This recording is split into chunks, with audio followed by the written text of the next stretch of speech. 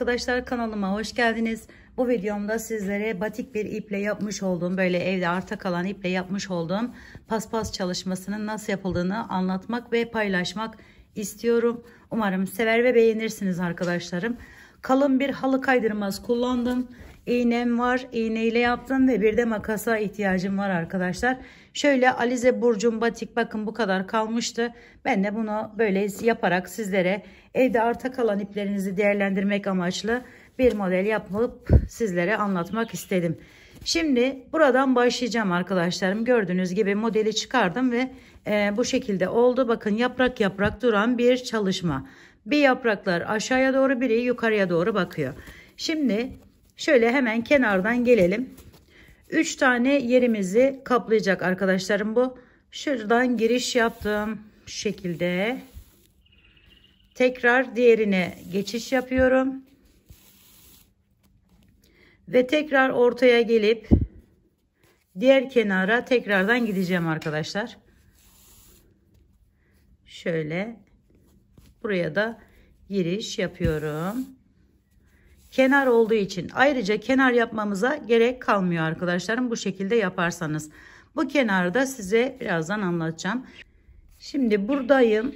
Bakın şu baştan giriş yapıyorum. Sadece bu ilk başlarken yapıyoruz arkadaşlar.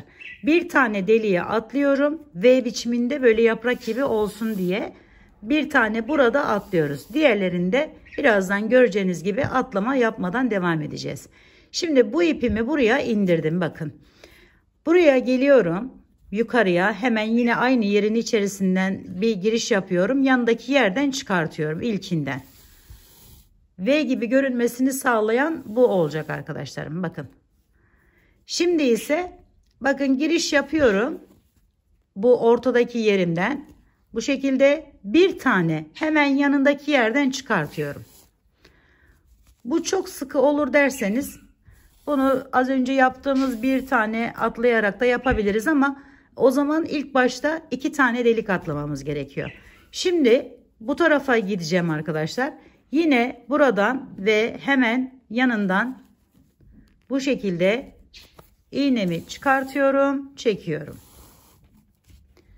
Dediğim gibi arkadaşlarım, böyle evde arta kalan iplerinizi rahatlıkla her sırada farklı farklı renkler yaparak kullanabilirsiniz. Yine geldim aşağıya ve bakın bu şekilde çekiyorum. Şimdi yukarıya çıkıyorum. Artık burayı yapmayacağız arkadaşlar. Hemen bir altından, bakın bir altından girip buradan çıkartacağız. Ve böylelikle tamamlamış olacağız modelimizin yapımını.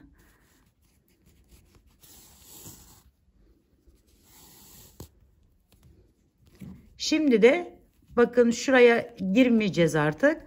Hemen bir alttaki şu yerlerden giriş yaparak alacağız.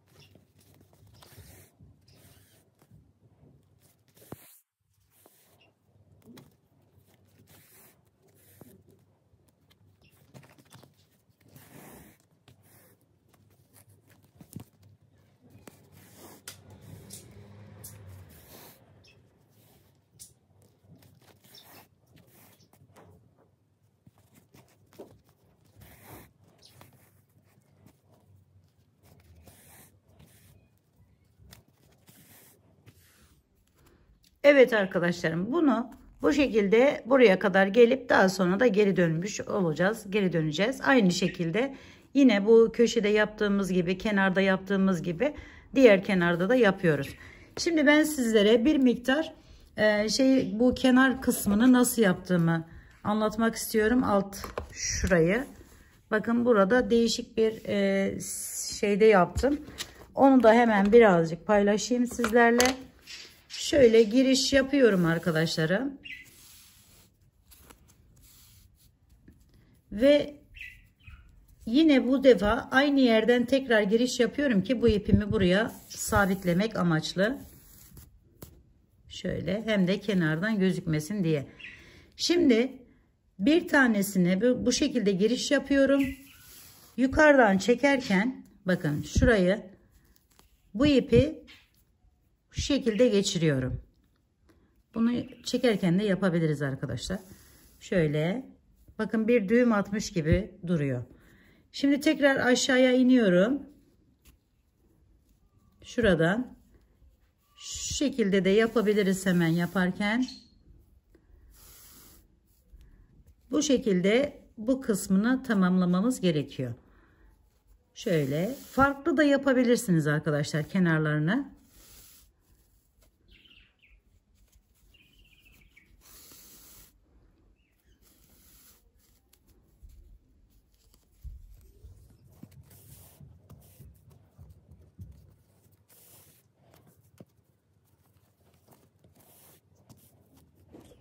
Bakın böyle bir görüntü elde ediyoruz.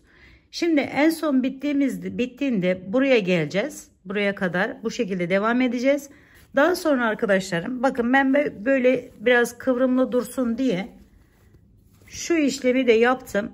Dilerseniz yapın, dilerseniz yapmaya da bilirsiniz. Şöyle ben ne yaptıysam onu göstermek için sizlerle paylaşmak istiyorum. Şu şekilde arkadaşlarım, birer tane aralarından giriş yapıp şöyle ters tarafa doğru çekiyorum ve böyle kenarı kıvrımlı kıvrımlı duruyor. Şu şekilde.